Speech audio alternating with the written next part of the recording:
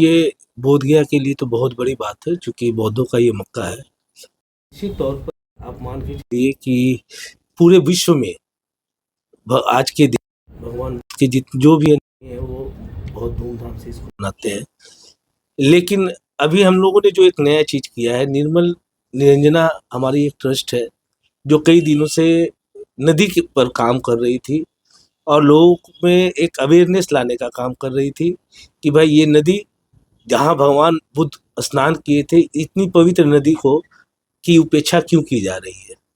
तो आज हम लोगों ने निर्मल निरंजना के तहत वहाँ पे हम लोगों ने एक पूजा की है, नदी पूजा की है, उसको दीपोत्सव बोलते हैं। क्योंकि जैसे गंगा आरती होती है तो बौद्धों में आरती का कोई कंसेप्ट नहीं है,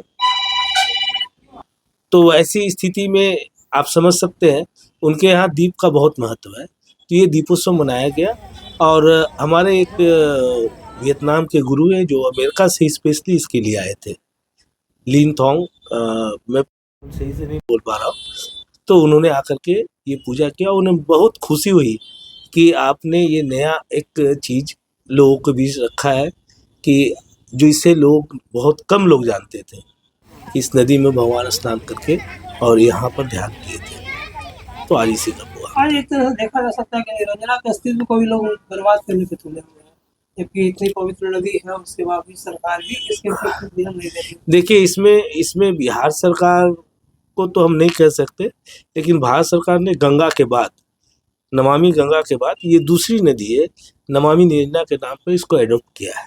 और ऐसी परिस्थिति में हमको पूर्ण विश्वास है भारत सरकार के जल संसाधन मंत्रालय पर कि एक न एक दिन इस पे कहीं न कहीं वो कार्रवाई होगी। और जैसे बैसाख के महीनों में, याद कीजिए भगवान बुद्ध को ज्ञान मिला था बैसाख के महीने में, तो उस समय पानी थी, वो धारा बहती थी।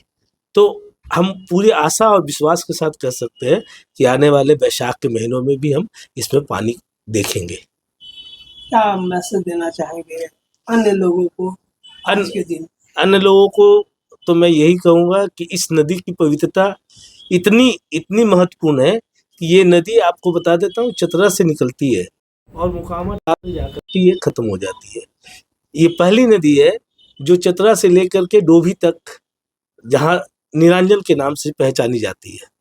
और उस इलाके में आप देखेंगे जैन मुनियों का वर्चस्व रहा है, उस इलाके में जैन मुनि के आश्रम भी पाए गए। तो उधर जैन मुनि का था। और डोभी से लेकर के आप सरस्वती घाट तक, जहाँ मुहाने नदी मिलती है, इसके बीच में भगवान बुद्ध का स्थल रहा है, जिसको निरंजना नदी कहते हैं।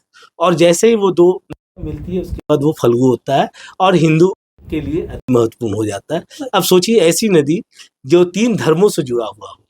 हाँ, इसकी महत्ता को तो आप जैसे लोग और ज़्यादा फैला सकते हैं। तो कोशिश है कि मैं दुनिया में कहीं ना कहीं इसको ज़्यादा से ज़्यादा प्रचार प्रसार करूँ। सुरेश सिंह, जनरल सेक्रेटरी, निर्मल निरंजना ट्रस्ट।